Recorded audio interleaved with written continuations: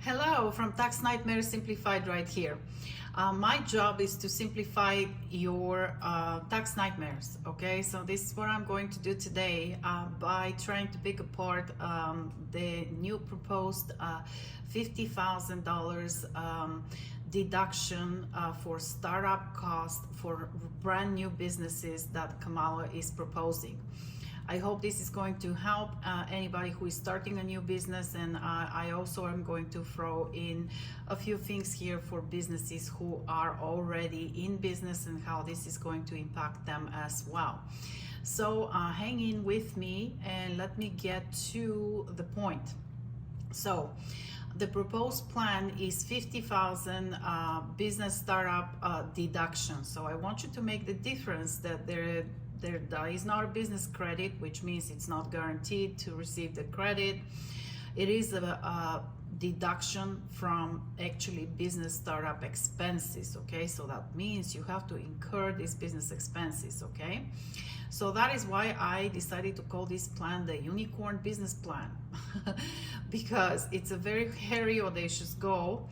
And on the scope of the bad economy we have right now, I'm not sure how many people really have $50,000 to spend to get a $50,000 business deduction.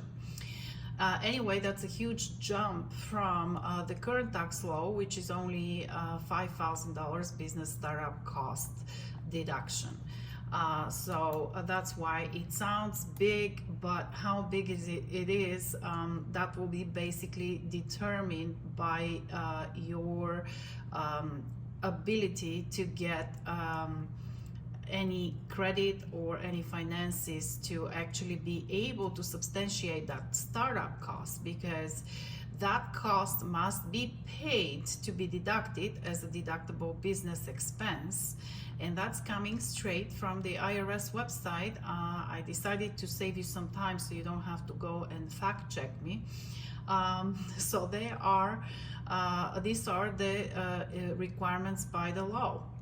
So it's the cost of business that the business pays or incurs before the day of their active trade or business. So that means in the first year when you decide that you're opening a new business, you have to incur and pay that startup cost, and that's the first year when you file your taxes that you can actually deduct it. So let's say you don't have 50,000 to spend to get 50,000 deductions on your tax return. So you may decide to go and get a business loan. So small businesses, which any business under 25 million of gross receipts is considered a small business, can actually deduct the full interest on the business loan, not the entire business loan. And if it is, of course, one of the 25 million and over businesses, they're limited to 30% deduction. Okay, so that's an additional deduction that you can deduct from your loan, which has nothing to do with the startup cost. But here is something new to know if you didn't know by now. So also under the tax law, what IRS is demanding is what they call the burden of proof for business and self-employed. So you generally must have documentary evidence such as receipts, canceled checks, or bills to support your expenses. So you can't just arbitrarily decide to go and deduct your business 50,000 startup business cost on your self-preparation software, for example, or with a tax professional, unless you have the evidence that you spend this money. Okay, so the next thing that nobody is talking about is what does the businesses have right now. Well, right now, starting 2017, actually 2017 was enacted the Tax Cuts and Jobs Act that Trump started.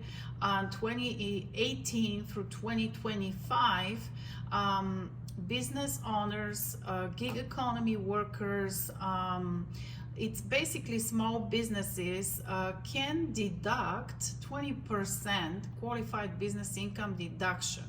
So if you have net profit that you claim this taxable year, for example, you can deduct 20% of that net profit as an additional income, business income deduction, which was actually very helpful in reducing the self-employment tax that every sole proprietor has to pay in the end of the year when they file their taxes. And it was also helpful to reduce the overall tax liability. Well, what nobody is talking about is that Kamala is actually not proposing to extend this 20% QBI, which means that this is going to be gone starting 2025. And if you are a gig economy worker or somebody who was actually doing Uber or Lyft for a supplemental income, you may be losing this 20% income deduction if Trump is not in office. Another thing that IRS has here is some penalties for taxpayers that are understating their income. So the penalty is 10% of the tax that is required to be shown on your tax return, or $5,000, whichever is greater. And that can also in some cases go to 20%. So think about that. There is also interest on that penalty. So if you are using self-preparation software and you just decide that, oh yeah, Kamala told me I'm going to deduct this from my taxes if she gets elected, and you go in and arbitrarily decide to take this deduction, well, guess what? You're subject to that penalty of understating your tax liability. So it's not something as simple as said as done, is my point. So government control on prices is another thing that she is offering to do to stop the price gouging. Well, this is very fine and dandy, but I got some printout here, very general economics overview, one-on-one here. What happens when there is a government control on prices to businesses, okay?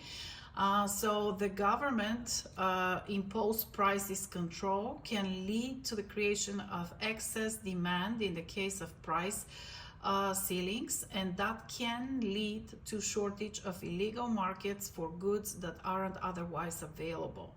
And if they decide to go with the floors, that can lead to excess supply, which can create waste in the production chain and cut into producers' profits if goods are unable to be sold. So what that will mean for you as a small business or a starting business is that when the prices are too low because the government is controlling them, the producers often experience low revenue. And what are usually businesses in business for? To generate revenue. So I don't understand, it's not a very healthy dynamics of encouraging opening of small businesses and spending $50,000 in their first year to deduct $50,000 when you're going to cap the prices, and then those businesses are not actually going to be profitable. So a lot of those may be actually going out of business. If you are considering to starting a business just because of what you're hearing in the news and the proposal for $50,000 expense deduction for startup, I would strongly recommend you to think a few times about it. I don't know how many people are actually motivated to spend annual salary worth for a startup business in a bad economy, and mind you that $50,000 is actually considered below moderate or medium income in the States. And how will the government prices that Kamala is proposing, the control on government control on the price, is going to actually impact your profitability as a new business owner or existing business owner? So I would really think a lot or see how it goes before I actually make any business plans, because that whole dynamics of her plan is actually showing a lot of turbulence, especially for small businesses and starting businesses in general. And my question personal is that how many people are actually going to go out of business in 2025 if the 20% qualified business income deduction is not extended? And I don't think she's factoring this in at all. But from a tax preparer perspective, I've seen a lot of businesses really benefiting for deducting this additional 20%. And also the Tax Cuts and Jobs Act is, if it's not extended in its entirety, that also means that these people are automatically going to jump in a higher tax bracket, and they're going to lose the 20% deduction on the business income, and on the personal income they're going to jump from anywhere from 1 to 4%. And also that will affect the standard deduction. So the standard deduction will be slashed in half. So instead of deducting more from their taxable income, people are going to be deducting way less in a market where we have inflation and where we actually need more deductions from taxable income.